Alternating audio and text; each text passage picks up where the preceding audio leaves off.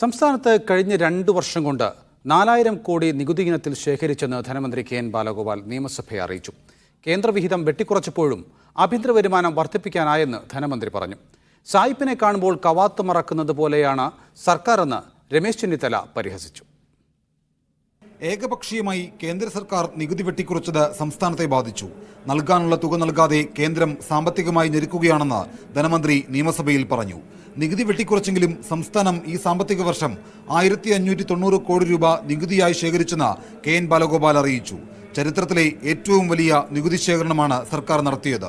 ആഭ്യന്തര വരുമാനം വർദ്ധിപ്പിക്കുന്നതിന് കേരളത്തിന്റെ ചരിത്രത്തിലെ ഏറ്റവും വലിയ നികുതി ശേഖരണം നമുക്ക് നടത്താൻ പറ്റി. വലിയ തോതിൽ 124,000 കോടിയാണ് 2 വർഷം കൊണ്ട് നികുതി വർദ്ധിപ്പിച്ചത്. സാർ, അക്കാര്യം നമ്മൾ ചെയ്തിട്ടുണ്ട്. അതുകൊണ്ടാണ് നമുക്ക് പിടിച്ചു നിൽക്കാൻ പറ്റുന്നത്. സംസ്ഥാന സർക്കാരിന്റെ കെടുകാര്യസ്ഥതയും ധൂർത്തുമാണ് സാമ്പത്തിക പ്രതിസന്ധിക്ക് കാരണമെന്ന് രമേശ് ചെന്നിത്തല ആരോപിച്ചു. സർക്കാരിന്റെ ഡൽഹി സമരത്തെയും ചെന്നിത്തല പരിഹസിച്ചു. വാറ്റിൽ നിന്ന് GST മാറിയപ്പോൾ മുന്നൊരുക്കം നടത്താത്തത് മൂലം വേണ്ടത്ര ടാക്സ് പിരിച്ചെടുക്കാൻ നമുക്ക് കഴിയാതെ വരുന്നു. നമ്മുടെ ധനകാര്യ ചെലവ്, അനാവശ്യ ചെലവുകൾ വർദ്ധിക്കുകയും ചെയ്യുന്നു. നിങ്ങളിപ്പോൾ കേന്ദ്ര ഗവൺമെന്റിനെതിരെ സമരം നടത്തുമെന്ന് പ്രഖ്യാപിച്ചിട്ട് നിങ്ങളിപ്പോൾ സമ്മേളനമാക്കി മാറ്റിയിരിക്കുകയാണ്.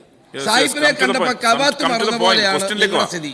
തള്ളക്കോഴി കുഞ്ഞുങ്ങളോട് എന്ത് ചോദിച്ചാലും നാളെ തരാമെന്ന് പറയുന്നത് പോലെയാണ് ധനമന്ത്രിയെന്ന് എന്നെ നെല്ലിക്കുന്ന് കുറ്റപ്പെടുത്തി. സംസ്ഥാനത്തിന്റെ സാമ്പത്തിക സ്ഥിതിയെക്കുറിച്ച് ചോദിക്കുമ്പോൾ എല്ലാം കേന്ദ്രം തരട്ടെ എന്നാണ് ധനമന്ത്രി പറയുന്നതെന്ന് പ്രതിപക്ഷം ആരോപിച്ചു. കേന്ദ്രത്തിൽ നിന്ന് കിട്ടാനുള്ളതിന്റെ 50% കിട്ടിയാൽ ട്രഷറി നിയന്ത്രണം നീക്കാമെന്നും ധനമന്ത്രി നിയമസഭയെ അറിയിച്ചു. മീഡിയ 1 തിരുവനന്തപുരം.